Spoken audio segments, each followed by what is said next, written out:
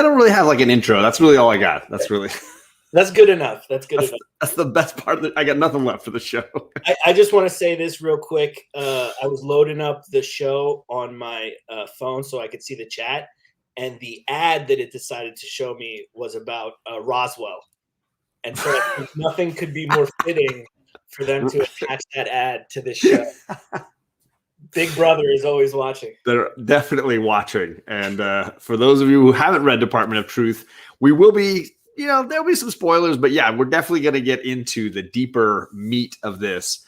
But for those that haven't seen Chris before, this is Chris from I Got Issues. That's me. And I got his Instagram linked down below, so you can check him out on Instagram where he's quite busy. And then his YouTube down below where he's not so busy. No, not so much.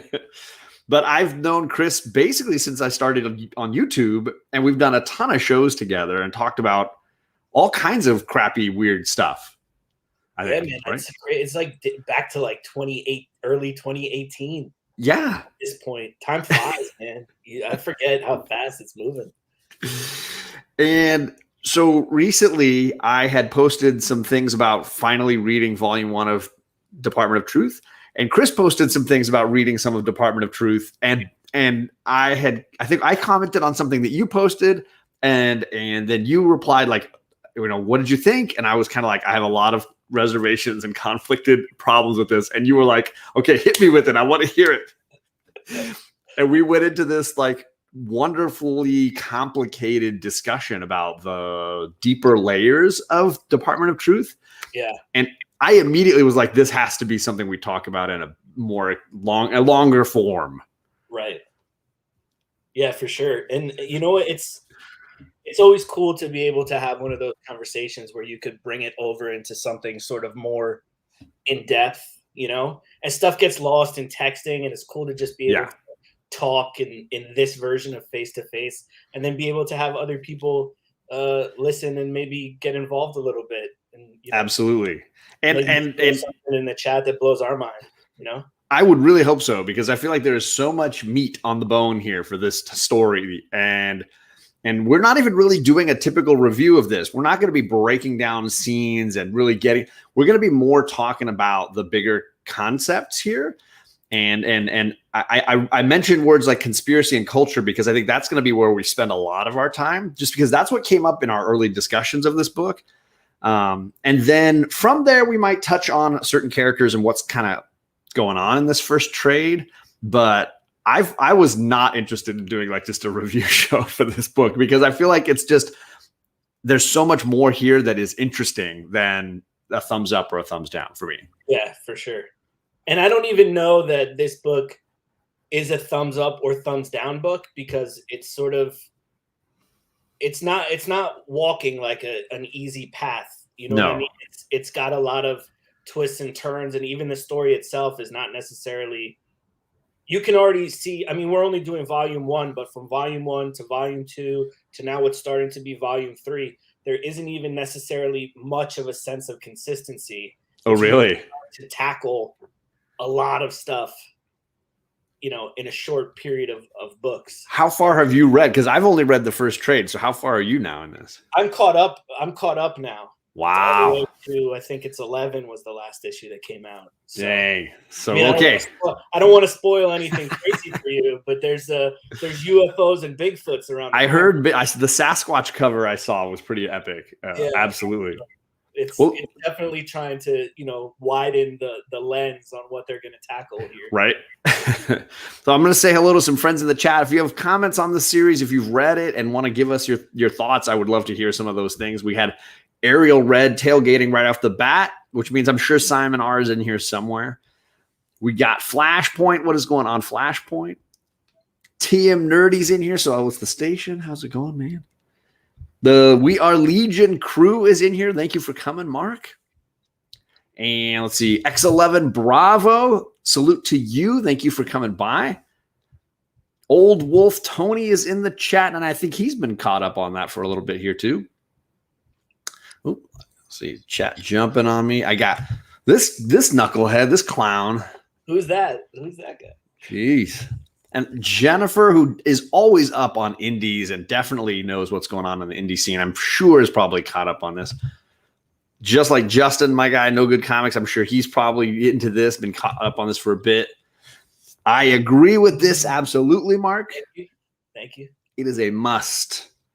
White Whale Comics in the chat. What is going on? And I did not put the link, but I should definitely go and find the Department of Truth issue 1 that we did for book club and drop that link at some point. Bearded Comic Bro, what is going on? I hope your vacation was good. I think you just got back. And yeah, doing a show with issues on a Wednesday and you're not here, that could be the real conspiracy. I was like, don't tell Alec. Ignacio, what is going on? He says, didn't know that Chris Maloney and Jason Momoa were going to be here. I think that is incredibly complimentary overall. I'll take that. I will absolutely take that. What is up, Bub? How you doing, Bub? And Ben Compton, what is going on?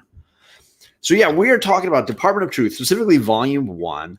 And for those that don't know, I mean, I think we basically said on book club that it's like Men in Black, but without aliens. It's just all your conspiracies thrown together.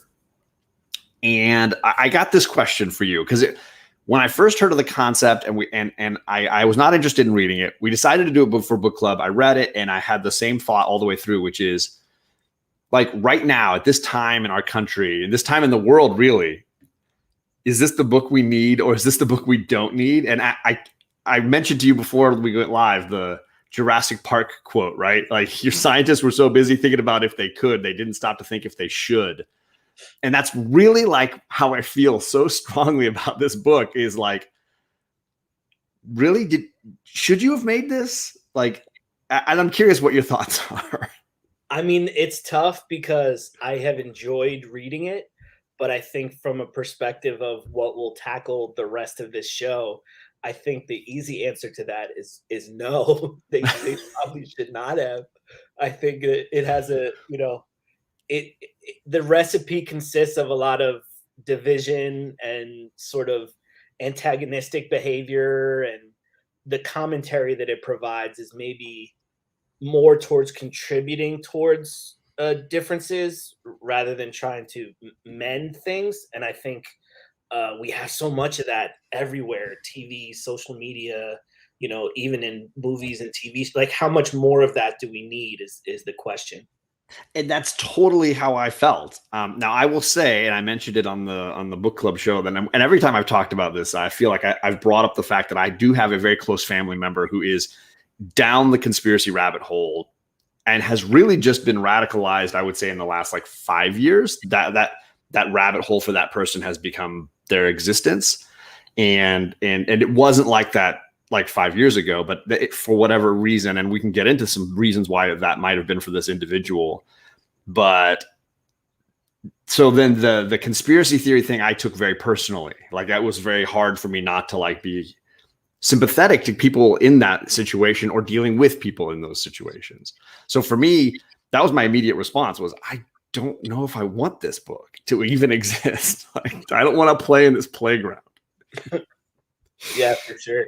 And like you said, it's tough because I think at this point in society, I think we all know people that maybe we think are too far down the rabbit hole. And it also becomes hard to then sit and say, where is too far and what is understandable in the current state of the world? Like, what level of questioning is understandable and okay, and then where do you reach that line where you're stepping across it into, okay, this is getting a little absurd, right? Which is tough. And also on that same playing field or whatever is this idea that, like, sure, like, art can exist, like, it can just exist, I guess, but at the same time, is there a greater purpose, right? Am I here to make things better, or do I want to just stir the pot and potentially make things worse, right? And I feel like that is where I come down on this. Like, is there a moral responsibility to an artist or writer or what have you to contribute positively to something? Or is their goal simply to, I'm just going to entertain and throw this out there? and see what happens, right? And I think you and I fell on the level of like, well, you kind of have some responsibility when you're talking about something that's such a firebrand, right? Yeah. Well, I think, and I mean, you know this because of your experience and especially your expertise in like cinema and stuff, that you can make an argument that there's a moral responsibility, but at the end of the day, the fallback for any kind of artist or creator has always been that there are no boundaries, right? And so I feel like that's something new that we used to be okay with that, and we used to not get offended by people pushing the boundaries, right? And then we got to a point at some point, and it's probably matches up somewhat with, you know, your experience with your family member. Something happened somewhere around 5 years ago that for some reason really changed the dynamic about how people saw things in the world. And we started getting offended by stuff that was never meant to be offensive. You know, things like stand-up comedy became like, that's a great example.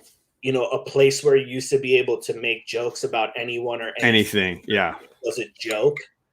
You know, even if there was some truth to it, it was a joke. It was funny. People could make it themselves and nobody was offended by it. And then, you know, that's a good example of like where things went too far. So, I mean, I'm long-winded. Obviously, we know that. But this is one of those topics that I think is perfect for that being long-winded, because there is no simple answer to any of it. Yeah. So I think there's a lot of ambiguity in even just in that thought process of like, what is the moral responsibility and is there one? And I don't know the answer. Like I don't think there is one. That's the hard part, right? I would, because of the way things are, I would like there to be. is probably the best way for me to say that. In that I think in art there shouldn't be, but I think in the world there should be. And so there's kind of like a, you know, and that's a great point from Alec too. Yeah. And I think to both that point and your point, you would put that boundary on yourself is the like, that's where the moral personal line is. You would put that line, but can you expect all others to put that line where you in somewhere, right?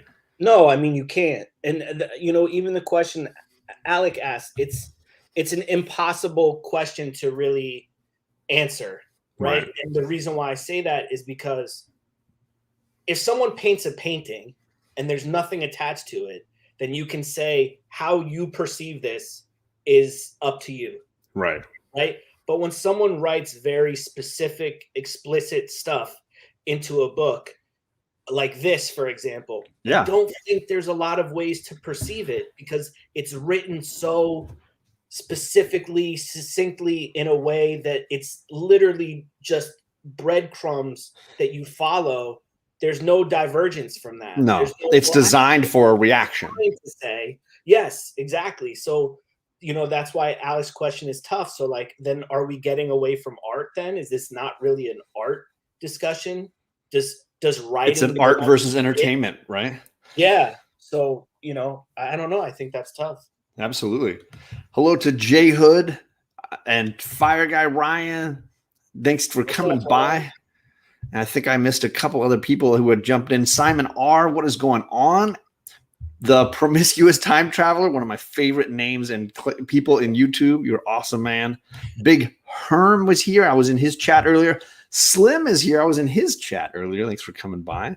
Ariel says, great art evokes a lot of feelings and should open dialogues and can even change our culture. And I think both Chris and I totally agree with that. So then it becomes then what is the moral responsibility of the creator, right? Where does that line exist? And I think, you know, when you talk about Department of Truth, and in particular, you and I were talking about how issues 2, 3, and 4 have these like mega hot button topics and don't shy away from really just slamming down on those things, going all in on whether it's issue 2 does dive pretty deep into the satanic panic of the 80s. Issue 3 dives into the Sandy Hook dilemma, the argument over what happened at Sandy Hook, or I think you described it as the actors, you know, the potential Murders, false flag, those right. kinds of ideas. And I think these are such huge topics right now and have such polarity in our culture. It's hard not to attach emotion to these things. I mean, I read that Sandy Hook story the first time, issue 3, and I was deeply emotionally impacted by that. I mean, and maybe it's the teacher and / dad in me, but I immediately had I was getting like teary and heart palpitating and all these things, and I couldn't stop reading it, of course. So on an entertainment level, you could argue it was a success, but I finished the issue and had the question, which is like, is this the perfect book for right now, or is it the worst book for right? I don't know that there's any middle ground, right? I mean, when the answer is neither A or B, it must be somewhere in between. Right. So I think that's why people find it so enjoyable. I think that we enjoy being entertained by things that we can actually associate with, and because those things are so relevant to the current, state of current events. Yeah. I think because it's so easy for everyone to relate and be emotional is part of why people enjoy it so much and why it has the entertainment factor that it has. Right. But I also think that, see, where I personally get a little bit, off the rails with this is that it is designed specifically for one type of reader on one side of the spectrum. And I think it's not designed in any way where a lot of people on the other side of the spectrum would find it enjoyable or entertaining. So you think it's tipping the scale in a certain direction? Yeah. Intentionally putting its thumb on the scale. Yeah. And I think that's a reflection of, the writer. I think, James Tynion is a relatively young guy. He's not your typical conservative white male. He's quite the opposite. He's a liberal, progressive type male. He's in a relationship with another man. He writes a lot of stuff that has attachment to the way he lives his life. Yeah. And I don't think there's anything wrong with that. That's what all authors do. But if you're expecting to go into it and read something that favors the conservative side of the spectrum, you're barking up the wrong tree. You know what I mean? And it's funny that you say that, because I felt and we talked about where we are politically in our lives, and obviously I'm a teacher from California. I don't know that I'm going to ever convince anyone that I've been anything but a liberal person in my life. But I felt like, because of the ambiguous nature of what they are discussing, the concept that that mass belief creates reality, right? This concept, which seems core to these early issues, at least, the idea that it's dangerous if a whole group of people believe something because they will make it real, like the flat Earth moment in the first issue. Right. I felt like he was basically arguing that you should believe in these conspiracies, that it's a good that if a group of us believe, we can make it happen. It felt to me like it was encouraging, even though our heroes were trying to stop it. Our heroes are characters like Lee Harvey Oswald, who we've all grown up kind of like, this guy's horrible. Bad guy. And yeah. And so for me, you put him in the suits and they're out there spying on people and listening in on newspaper journalists and their conversations. And I felt like he was tipping the scale the other way almost, and encouraging this obsession with conspiracy theories as truth. And that was the part that irked me, was that I felt like he was basically saying, believe whatever you want to believe. You don't need facts. Screw facts. Not important. Well, I see that, and I definitely get that aspect. But at the same time, I think because everything that he was bringing up are things that you would associate with far right ideology. Yes. I think that it was therefore sort of making a statement that anything that is coming from the far right side of the aisle is toxic, meaningless and toxic, Right. and has no basis in reality. And that's why it's so dangerous, this idea that people can believe something into truth, because that's, as the book progresses, that's basically what he's saying the entire far right is guilty of, that everything they believe, from crisis actors and false flag events to QAnon and election fraud and everything in between, and they're painting Obama birth certificates and it's basically reptilian overlords. So it's basically like saying, like, because we can say one of these things is bonkers crazy, we're going to paint all the things you believe with this brush. Right. Is kind of what you're saying. Yeah, that's how I see it. And sure. That's part of the reason why I find it dangerous, because no one should ever have everything painted. Like, do I think all of those things that I just mentioned are crazy? Yes, I want to make that clear, that I'm not saying that I think promoting those things. No, right. Yeah, I want to make sure that I don't want to get like angry DMs that like, you crazy son of a, there's no such thing as lizard people. I know that. I am aware. No, but I think it's a dangerous road when you, like you're saying, when you have that level of generalization, right? That level where you're saying, yeah, like, what X, whatever this one thing is bonkers. And now I'm just going to say your entire universe and everything you've ever believed is now it's all in that crazy level of crazy. And my bigger thing, and you just touched on it a minute ago, if that thought only applied to 5% of the population, then you could get away with saying that everything they think is bonkers, because if that's the small group you're talking about, it's probably true.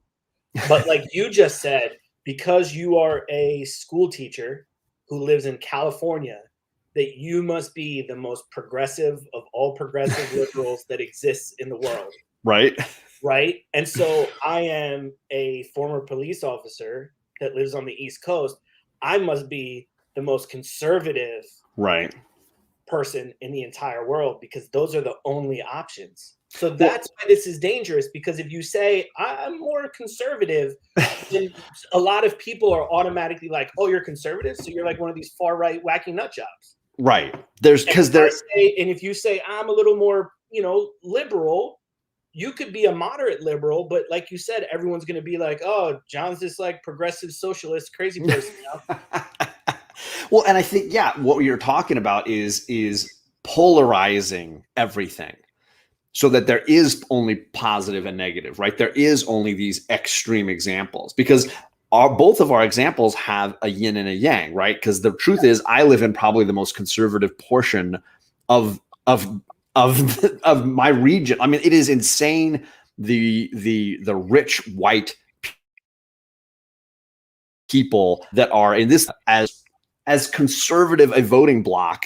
The problem is my state is enormous, and most of the state isn't this way. So you could argue where I live puts me on the other side of that coin. Just like you could argue, oh, well, most New Yorkers are incredibly liberal, so you're from New York, like you're incredibly liberal now, because I can paint you with that brush.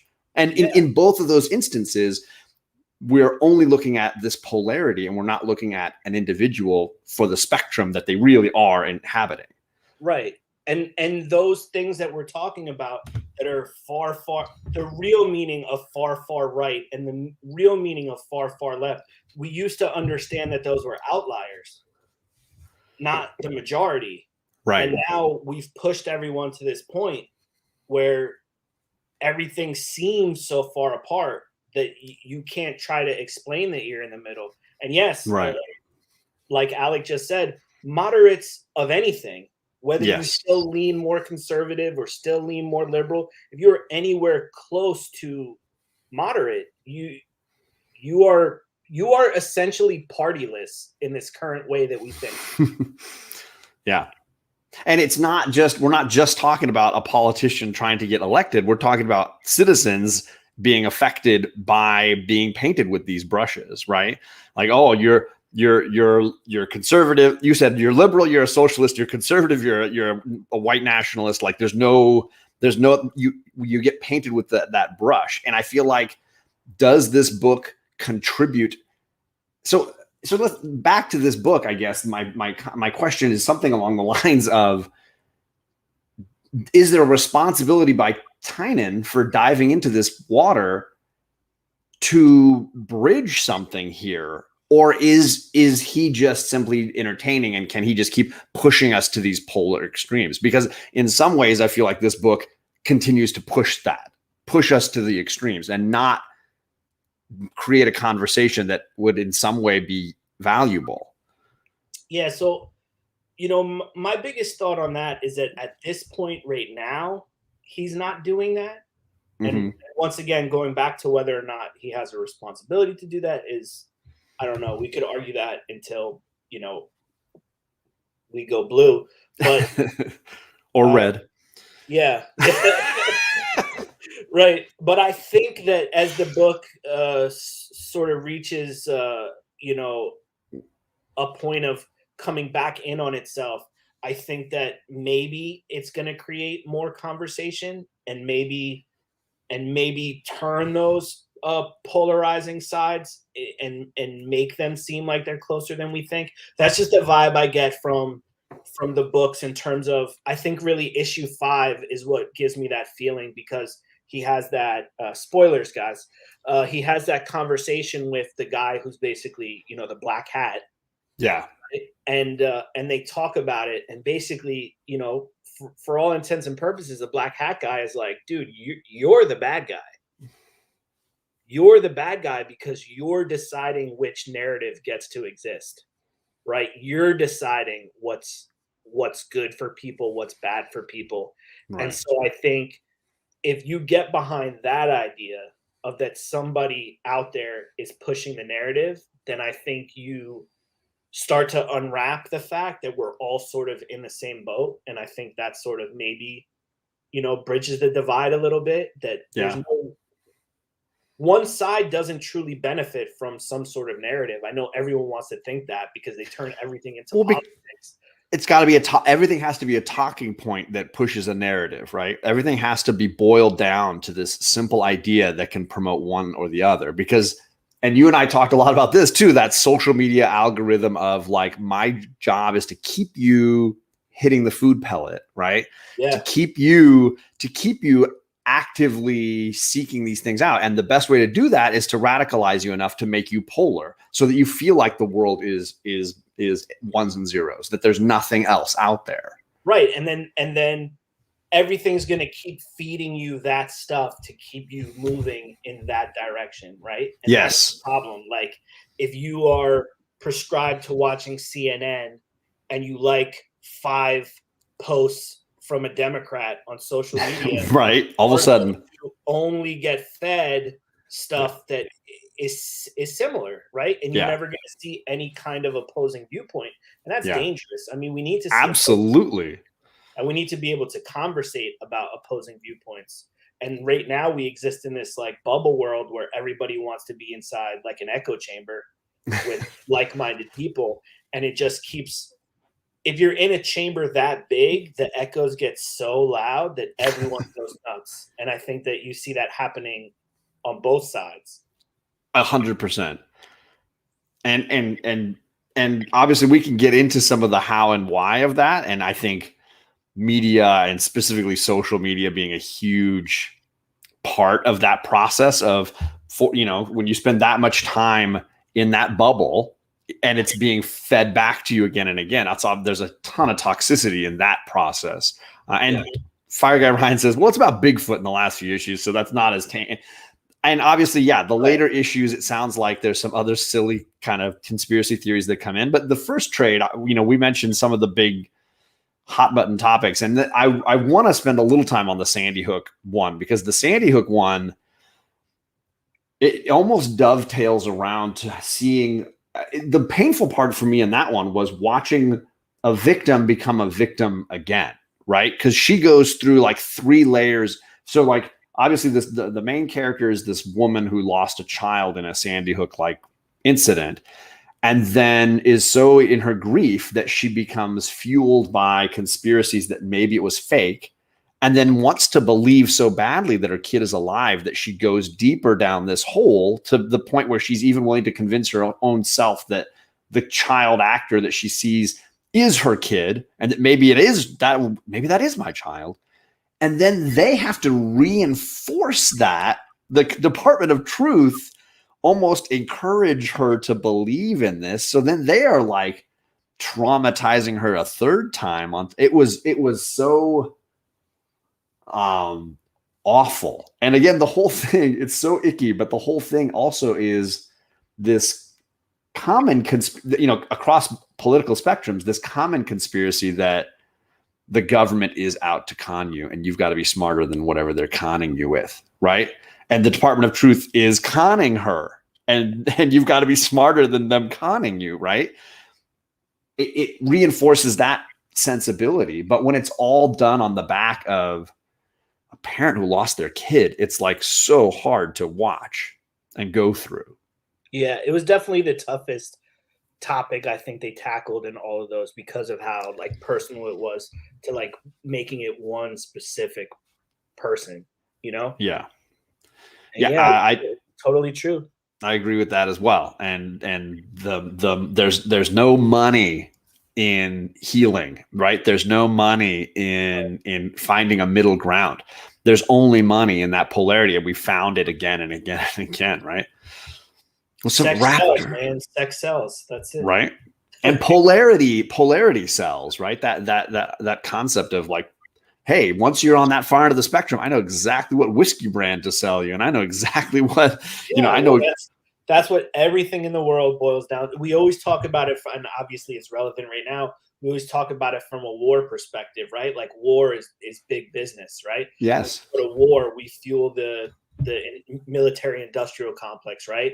And factories get to make more stuff, and we need more soldiers, and then that opens up more jobs for people at home, and everything else increases, and so therefore war is good. So internal war amongst each other is good for the same reasons, right? Because now I'm conservative and I'm going to give all my money to this conservative coffee company and this veteran run clothing company and whatever else it is that fits in that mold. And the same thing goes on both sides. So they're going to keep fueling that for as long as it brings them ratings and ad revenue and income. There's no purpose in making it stop. Yeah.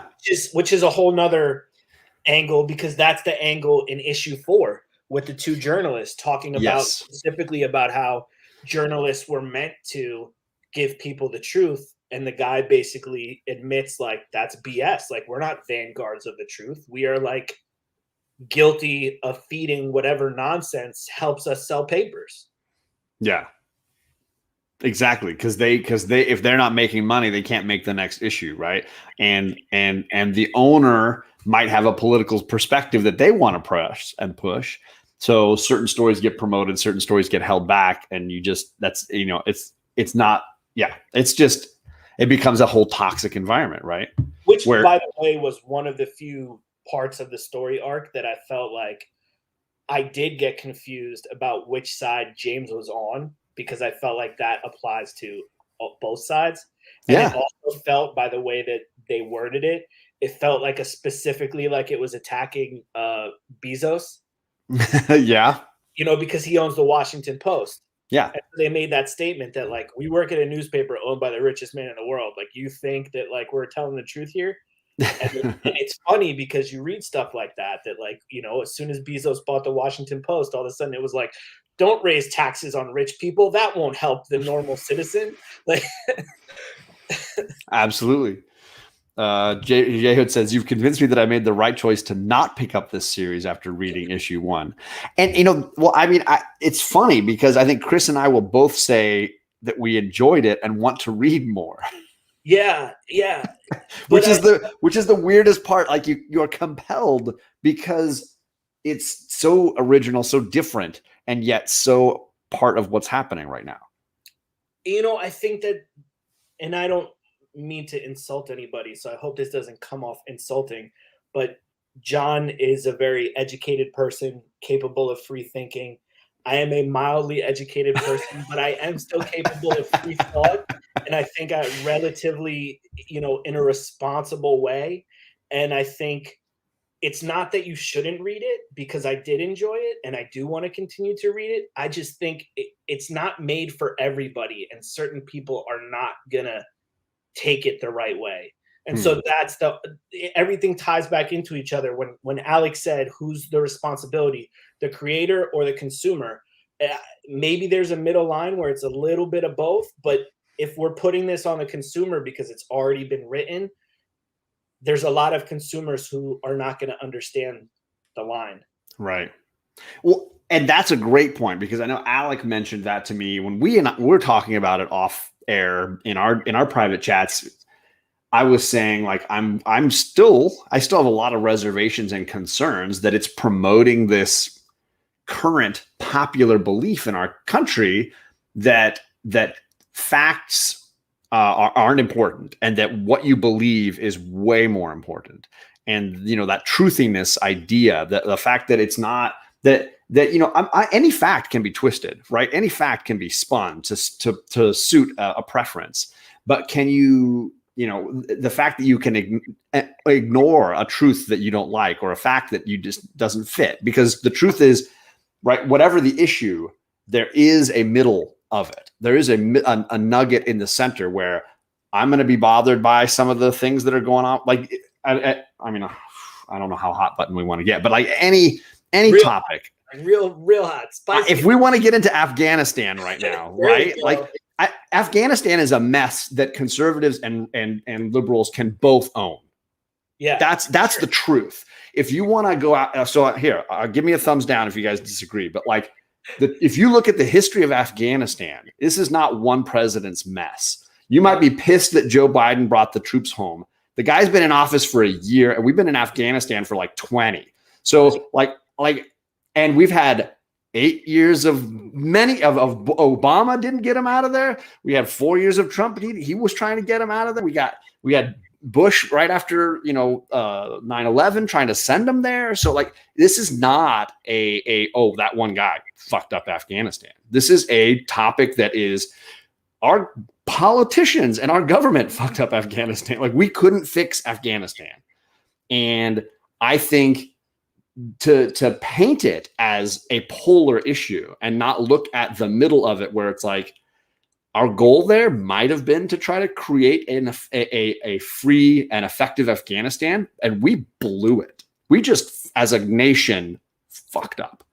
And I think this book paints the idea, and it worries me that it pushes the idea that how you believe about Afghanistan is more important than the truth about a topic like Afghanistan. Do you know what I'm saying? Yeah, like, no, I totally that the truth is not important. That how you believe.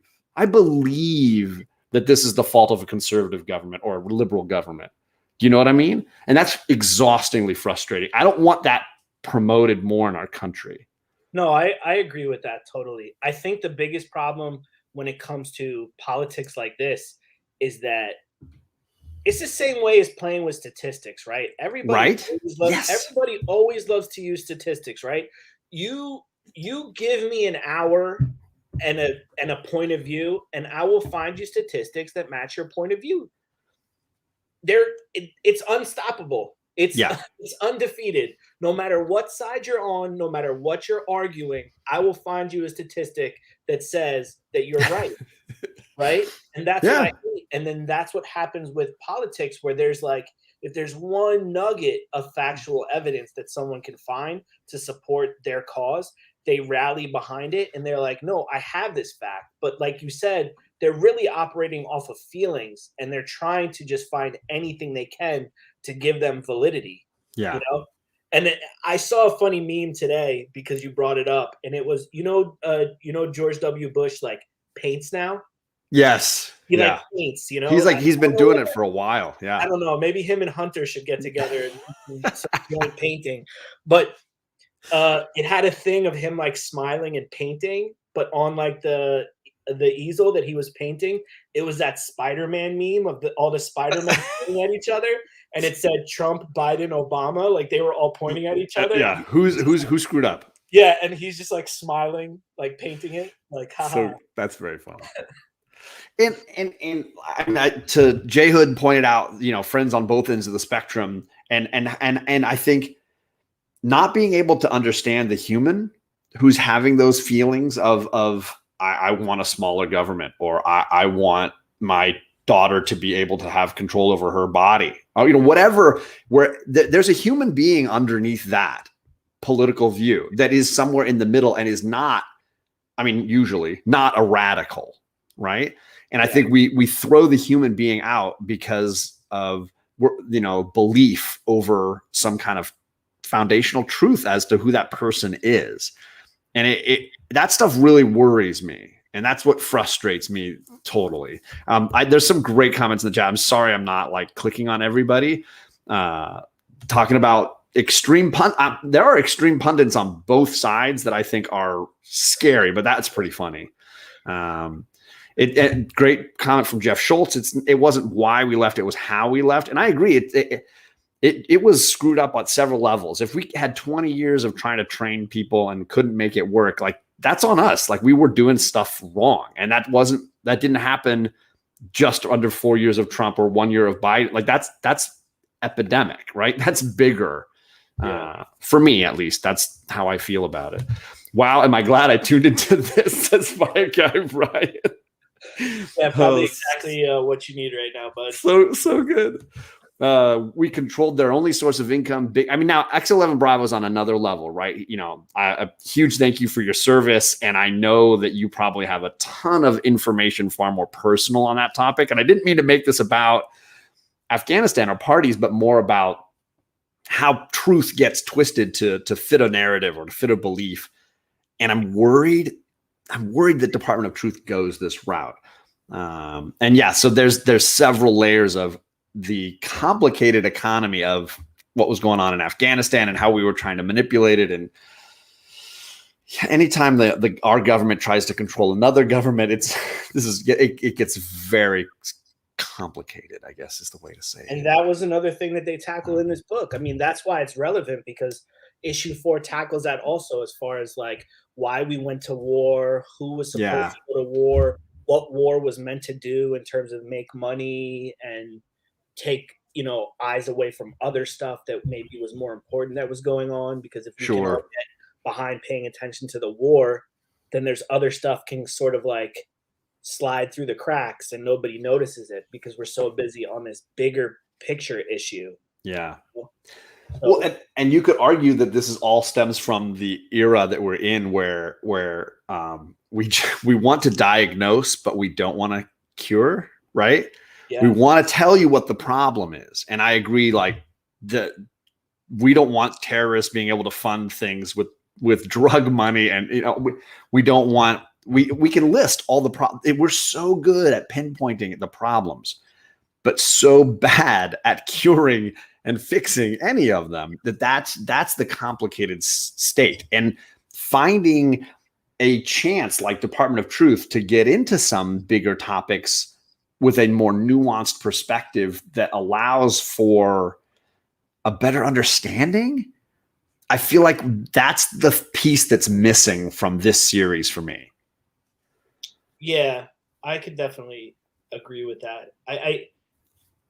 I mean, I think that's the hardest thing about anything, right? I mean, obviously, James is writing from his viewpoints a lot. And so I think he's, inserting a lot of himself into the book. So I think maybe that's why he's not attempting more to be sort of like a bridging force, because that's not what he believes. He doesn't want it, right? At this point in time. Because I think, like you already said too, right? Like when it comes to people, we take a whole human being with a wealth of character traits and beliefs and ideas, and we pick out one issue that they support or defend, and we use that to, like you said, we either agree with them or we throw them away as a person, right? Because of one particular, and we're not one idea people. We don't live our lives as one idea. I'm going to only worry about this one thing for my entire. There's so many things to worry about, and the reality is that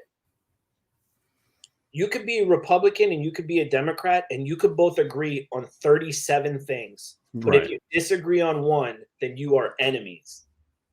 It's that's crazy to me to think like that. You know what I mean? Like, I don't think that's how it used to be. Maybe I'm No. naive, but I grew up in a very like liberal democratic household. My entire family is Democrats. My grandmother's been protesting since she was pregnant with my mom, getting locked up in Manhattan for laying in front of construction crews while she was, like 5 months pregnant. So it's weird for me to now see like how much that's changed, that like you can't be around people that have a slightly different thought than you.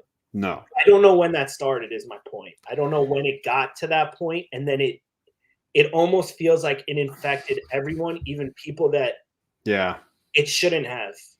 Does that make sense?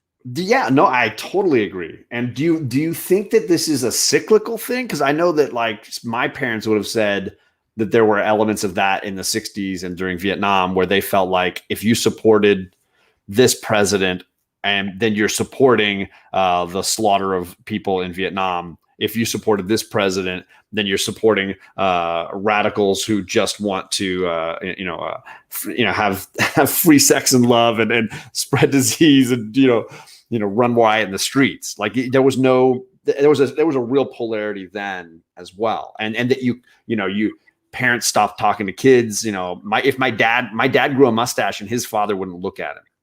Like he wouldn't look at him. He's like, until you shave, I won't even look at it because you're clearly a hippie now, and I don't agree with you. And when my dad finally shaved it, his dad didn't know because it was like he wouldn't look. He didn't look at him, so he wouldn't know. Finally, his mom had to say, "Honey, Ralphie shaved his mustache."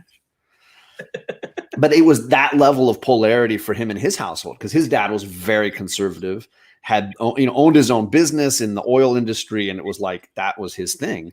And my dad had become a teacher and had gone this other route and, had slightly long hair and the mustache. And it was like the polarity of that was real.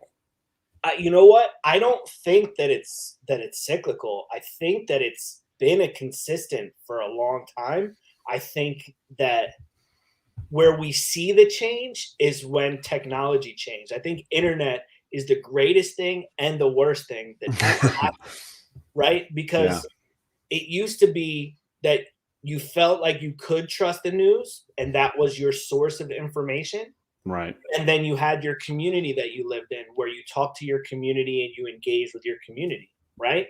Right. And now we have the ability to talk to everyone, everywhere, all at once, get our information from 8,000 sources, right? Or really just like narrow down to something that we trust and doesn't challenge our thinking in any way. Right. Yeah. Which for me feels more common because whether it's my dad watching MSNBC and I'm like, Dad, you just gotta break the chain here, Dad, and spread your knowledge base because it's just reinforcing everything. It's not giving you any broader understanding. Right. I always joke around and say that because when I wake up in the morning and I go for my private time to sit down on my throne, right, and I take out my phone and I'm addicted to reading the news as well. I'm just as guilty as everyone else. The difference, I think, sometimes is that I go to MSNBC and I go to the Post and then I go to Fox and then I go to CNN and I read articles on every single one of those sites.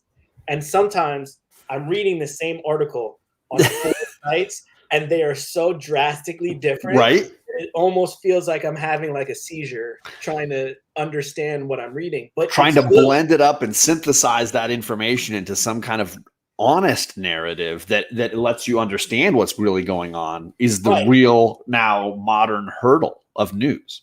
Because you have to devote I devote too much time and energy to doing it, but it's the only way for me to feel like I'm getting somewhere close to honest information.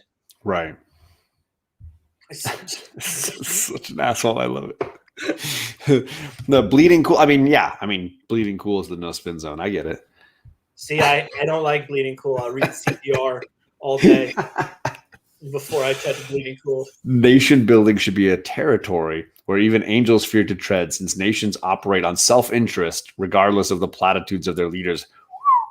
Can I just point out that of all the months that I've watched videos, Gore Vidal is like a poet, right? He's insane. Amazing. like intelligent, well-spoken, like worldly person. I don't even understand how he hangs out in the comic community. Why is he here in Yeah. our YouTube chats? He should be He's changing the world, right? too smart for all of us, and but I thank him for it. But The teenagers will be proud of you, Alec. But I think you should. You can do better. well, that's how the White House gets out their news these days, is via TikTok. So I guess right. I wanted to also highlight J Hood because I mean the news. Yes, I know that a ton of people have been telling me about Jonathan Hickman leaving, and he says I'm here to say right now that I disagree with John's stand on Hickman's Ekman throwing down the gauntlet. So there you go. I mean, you don't have to hate it for much longer, apparently. So I agree, J Hood. Yeah, see, there you go. By the way, I specifically wore my Kanye West Elon Musk 2020 T-shirt today because I think it's relevant, and it says we all live in a simulation, and I think that I agree that aliens should just come and do what they got to do because I think we need to get blown up. Jeff Schultz is with you. There you go. This was a great comment. Did you watch The Social Dilemma? It talked about social media algorithms and the radicalization of some of those things. And I did watch that. And I think I agree a lot with their premise because I don't think it's necessarily a right or left concept. It is definitely a social media wants you to stay on social media, and they will feed you the narrative that you click on most often, and they will continue to reinforce it and not challenge it. Because when our ideas are challenged, when my belief gets challenged, I often become defensive and want to shut off. And they don't want you to shut off the social media app. They want you to keep clicking on the social media app. So they're not going to give you information that challenges you in any way, which is a huge shame because the real world challenges your beliefs. And you're going to need to reevaluate and grow and change it. I mean, it's almost like what I remember when people were getting labeled as flip-floppers in politics because they changed their mind on a topic. And I feel like that's an educated person who's come to an understanding about a topic and feels like, you know what, I thought I understood it, but now I understand it a little better and my feelings have changed. Like that's a good thing. Yeah. It's not a bad thing. Especially when those things are over time. If you believed in something 2 years ago and you have 2 years worth of knowledge and information that's led you down a different path, you didn't change your mind overnight. It wasn't like I told John something at 8 o'clock and told someone the flip of it the next morning at 8 a.m. It's like, science changes, knowledge changes, thoughts change. That's all true stuff. You can't get away from that. I think the danger, and it's the danger in this book to a degree, I think the danger is if you raise a generation that's not capable of being confronted by alternate viewpoints, you're setting the stage for a very ugly coming of age for those people. Because the world will test your thoughts and your beliefs. That's the whole reality, right? The world is going to continually test those things. And having a child, as I know that you are aware, completely changes your world perspective. Right. Yeah. And there are comics that I can't read and enjoy now because I have 2 daughters and I look at characters with what they're wearing or how they're acting or how they're treating us, a female character. And it is a very different reaction than me as a teenager when I would read that comic. Yeah. And you can't say that's a bad thing that that my opinion has changed. That's natural maturation, right? I've matured. Well, I'm not going to say very much, but a little bit, a little bit enough to basically say like, I've understood this topic on a different level now. And I think my worry is that this book still continues to push the polarity and not necessarily. And like you're saying, maybe it's the writer who doesn't have an interest in moderation. Right. I think it's tough too, because like you just said, though, you have daughters. I have a daughter. There's plenty of people watching right now that have no kids or don't have kids. So everyone's experience is going to be different. So if you're not interacting with people who have different experiences, then you're not getting at least the information that would help you make a slightly different choice or believe something slightly different. I know for me, I grew up in New Jersey, and we were like lower middle class, but I grew up in a community that was like 90% white. So being Hispanic and living in the townhouses and apartment part of town was totally different than the other kids you went to school with that drove, you know, cars as soon like Mercedes as soon as they got their license and lived in like $1 million houses. And I was friends with some of those kids, and it's like we lived totally different lives but went to the same school. And so I had an idea about how the world was from living in that environment. And then I picked my career and I moved to New York and I worked at Bronx, and my ideas about life and society changed a lot. Sure. And doesn't travel or moving outside of a certain social or location circle change your perspective? Yeah. And it should. Absolutely. But the point remains, I think what I'm trying to get at here is that not everybody has that. But if you're not open to hearing about it, then you're putting yourself into a corner where you're denying yourself the opportunity to hear from people that have different ideas or who have different experiences. Yes. That's more important than different ideas, right? My experience is not an idea. It's an actual experience. It's actual events. It's actual interaction. So I'm not telling you what I feel. I'm telling you what I've seen, what I've done, or what I've been through. And you could do the same thing because you and I don't have the same experiences. I don't live where you live. I don't interact with the people. I'm not a teacher. Like, I can't presume to know anything about where you live or your career, right? So I think that's a problem that we hit when you boil down all this stuff too, because we're so busy separating everything by politics and one issue. You're not listening to the experience of people because you're getting caught up in the emotion of an idea. Yeah, exactly. Because their truth questions causes you to have to question a belief that you don't want to get rid of, and that makes you uncomfortable, and then you run away. Exactly. That's the shape of everything right now. That's not a party line issue. That's a humanity issue right now that we have. 100%, absolutely. And my daughter just started public school. Kate's been in public school finally for the last 2 years. She's been in a somewhat hippie private school before this, and her exposure to all these new things and all these new personalities was really mind altering for her and really world expanding. But like, I grew up in the population in the town that I grew up in was very small, but also like a very large portion of them were homosexual. It was a very common thing to just a bunch of gay people. Like, it was just no big deal. But I've had other friends that were like, I'd never met a gay person like that. I'd never have, for whatever reason. Or at least they weren't aware of it. And my perspective on that was just very different than theirs. And it doesn't make one of us right or wrong on our experiences, but to deny their experience or mine negates the truth that we both lived. Yeah. And I think, like I said, that's the most dangerous thing right now is that, people don't want to acknowledge experiences that other people have. And they just want to, yes, exactly. It is important. Critical thinking, being able to have discussions with people that you don't agree with, right? Yeah. That's the problem too. I think everything these days, it has to be a debate. I don't think that that's healthy, and I don't think that's what we want. I think that a debate has to have one answer, that there is one, that it's not a spectrum of understanding. Right. Totally. So, and I think that, like you said, that's one of the dangers of this book is that I don't think that it's opening up room for debate. I think that it's putting like one idea in front of your face and telling you that you need to like run with that. And it's dangerous. Like you said, I mean, that's the bottom line.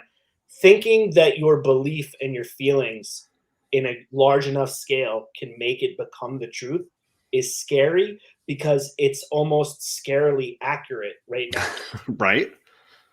It's the truth of what people are on both sides of the spectrum trying to accomplish right now. Yeah, there's so much groupthink, and it's all just like surrounding, just like you said, today it's Afghanistan, but next week and last week it's on vaccines, right? And that's been the hot button topic for a long time now, and it's not going to go away anytime soon. No, not at all. That's creating more division, and I think because a lot of that boils down to feelings as opposed to, facts. And I think people are getting lumped into places where they also don't listen. There's people who can't get vaccinated. There's people who have health reasons why they can't get vaccinated. There's people who are at an age where they can't get vaccinated. There's people who just simply don't believe in vaccination, but wouldn't consider themselves an anti-vaxxer. I'm vaccinated. I don't consider myself an anti-vaxxer. I haven't gotten a flu shot in like 12 years. I don't do it. It's more out of laziness. It's not because I don't believe in vaccines. Make the time. It's because I don't get sick very often, so I don't go. And then I've never gotten the flu. So I say, well, I haven't gotten the flu in 12 years. No reason for me to get a vaccine year number 13. But I know I know two specific people who are very intelligent, very educated people who are definitely progressively liberal, and they won't get vaccinated. Sure. Because that it spans divide. Right. And that's crazy because, like you said, everyone on this side is saying, well, you're a progressive liberal and this is what you believe. But then someone on that side is saying, yeah, but I don't believe in the vaccine. I'm not getting vaccinated. I don't trust it yet. Doesn't that then people's heads explode, right? It's counter to the narrative, and it pushes your belief in what that person has to be. We want to paint them with that one big brush instead of understand, because the truth is, in this area, even way before COVID, the issue of having vaccines in my state was coming up a ton. Are you allowed to go to public school or go to school period if your vaccines aren't up to date? That was a big topic here in California. And most of the people who were against it, who wanted to continue having their children not be vaccinated, were incredibly progressive people. And they're the same people pushing the same agenda now, because it has nothing to do with, oh, well, you have to be a Trump fan if you don't want the vaccine. Like that is a narrative that's being spun, right? Yeah. That anti-vax, it spreads the divide. And I think to paint with the brush that I feel like this book can do sometimes is caustic. Yeah, I mean, I agree. And like you said, too, it's funny because it doesn't have to be a party. There's some guys that are considered really conservative politicians, guys like Dan Crenshaw, who's a veteran, who's considered a super conservative politician. And he says all the time, there's no reason not to be vaccinated. I'm vaccinated. Go get vaccinated. I believe in vaccines. But yet someone will still tell you that, oh, if you're a conservative or a Republican, you're like an anti-vaxxer. I mean, I don't know how to help you with that. There's no solution. There's no solution. I'm an enigma. So, yeah, Edward Enigma. I think that's sort of, I don't know. I know that we got away from talking about the book, but I think everything we're talking about in the sense of what these topics are and why they're tackling them. And it's just crazy, man. Like I said, I think if you're a free thinking person and you're able to digest ideas that don't necessarily fit what you believe, I think this can be a great book to read, and it can be a lot of fun to read it. But I think if you're someone, and you have to know yourself, and this is not to be insulting, but if you know that you're more singularly minded and that you're not really open to being confronted by everything, then maybe, you skip this book and you read some Hickman. Like not everything could be everything could be a win, It's so good. You've literally devolved into political podcast. Well, I mean, I think that we knew going in that this is impossible. That was kind of what we were planning to do. Yeah. So we kind of hit the nail right on the head. I think we were just you can't get into a book like Department of Truth without kind of talking about the bigger cultural elements at play here, because I don't want to just give this the review, because the truth is, if we were just reviewing this, Chris and I would have come in and be like, thumbs up, it's a good book, I want to read more. But it's still a political book. But that doesn't get to the heart of what's happening here either. It's true, but I'm saying it's a political book in essence. You can't talk about this book without bringing up politics. It's just not. You know what? You can get everything via Substack now. So you probably have to pay for like the second tier. Right. like $12 a month tier, something like that, and then you'll get a physical copy of your card in the mail. So good. So for me, like I did not want to do that kind of a review. I really felt like this book deserves bigger discussion, and I think I'm gonna be reading the second volume when that trade drops. But the truth is, I've got these, reservations about this book, and I really hope that this is a real opportunity. I feel like for Tynion to dive into, or sorry, Tynion to dive into. I always say it wrong, so I don't know. No. To get into those bigger things and look at it from a more nuanced perspective that allows for allowing people to understand each other and not just slap a label and ignore each other. Because I feel like that's just so easy. Yeah, well, you're going to really like Volume 2 because it really doubles down on Volume 1. No shit. I'm in trouble. Get ready for that. You're gonna meet some real interesting new characters. I love Jeff. There's more truths I heard tonight than on any news station. Hey, thanks, brother. That's very nice of you. Thank you. Jay had said it's not just a book, it's a book that is happening right now. I agree. It's so topical. That's the danger, right? I mean, he literally picked most of this stuff from the news. I'm surprised they haven't done a vaccine issue of Department of Truth. I think they probably will at some point. I think it's just because when did he turn these issues in? How many months ago? It was like how far ahead? Yeah. Yeah, and how far ahead did he plan out his storylines? Does that make him like the Dick Wolf of comic books? Yeah, exactly. Each issue of Department of Truth starts with the tum-tum. It should. You should do an audiobook of Department of Truth. And then just add the tum-tum sound effect. All right, Gora, we're going to finish with something. I know that you're going to finish with something profound here for us. So it says, conspiracies are part of the American psyche since its founding. George Washington's presidency was clouded by accusations of him being a puppet of the Illuminati and belonging to an aristocratic cabal. There you go, folks. So it may be the core of our nature, right, as an American. Volume 2 actually sheds light on some of this stuff also. So I can't wait for you to read Volume 2. We'll have to. I think we should come back at some point and get into this again. But I feel like let all these people cool off a little bit. Right. I'm expecting to get off here and have a few DMs that are probably I don't want to tackle tonight, but we'll see. I haven't even checked. I'm doing all right in my Instagram so far. Crap. No, wait. I just updated. Okay. I think the truth is that we can never possibly get into everything for when it comes to this book, and that it will continue to kind of evolve for me. But I would absolutely love to come back. And I think the chat's been amazing. You guys have been firstly, you've been way funnier than we have. Like the chat's been comedic, and you and I have been pretty serious, but I think this is definitely worth more discussion. Promiscuous Time Traveler says, seriously though, check out the political podcast he produces. It's called the Muckrake Podcast. So there you go. I will absolutely check that out. Thanks, Kyle. I appreciate that, man. I'm happy I don't want to jinx us, but I'm happy that we didn't get any thumbs down tonight.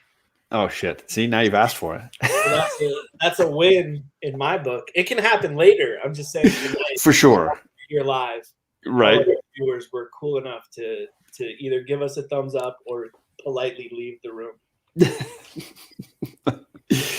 So for those of you watching, if you want to leave us your thoughts and comments on Department of Truth, I know we didn't really spoil much of it. We really just got into the bigger themes. So I would love to hear your thoughts on Department of Truth. If you had any ambivalence about these topics or these concepts, I know Bueller jumped in and said he had a real trouble with the Sandy Hook issue. So please let us know. I'd love to hear some of your comments and thoughts. Again, follow Chris on Instagram. He is always dropping great content over there, thought-provoking things on our hobby, really looking at some of the bigger issues of what's going on in our hobby right now. So I do appreciate you taking the time, Chris, and we got to do this again, man. Yeah, well, thanks for inviting me. You know, I don't get on YouTube as much unless it's someone I like. So when my friends ask me to do something, I always feel like it's worth the effort to stay up a little later. I was going to say, because it's 11:15 your time, so I appreciate that. I had a coffee when we started, so So now you're not going to sleep at all. So now I'm going to be up for another 3 hours. So if you want Chris on your show in about 20 minutes, let him know. As for me, tomorrow I'm on JP Budget Collecting's channel. We're talking about Fables that we're reading. We're getting near the end. I think we're in the last 3 episodes of that discussion show. So definitely check that out. Friday, I think I'm going to try to do the next episode in my comic book random poll show. We're going to talk a little bit about the big news from Chip Zdarsky saying he's finishing up Daredevil. Jonathan Hickman saying he's finishing up his time on X-Men. And then we're going to do some random polls and see what's in the short boxes. So if you want to come by and hang out, hit me up. And then hopefully Friday night we'll be doing some random polls. Nice. All right. Thanks everybody for coming, and we'll see you again soon.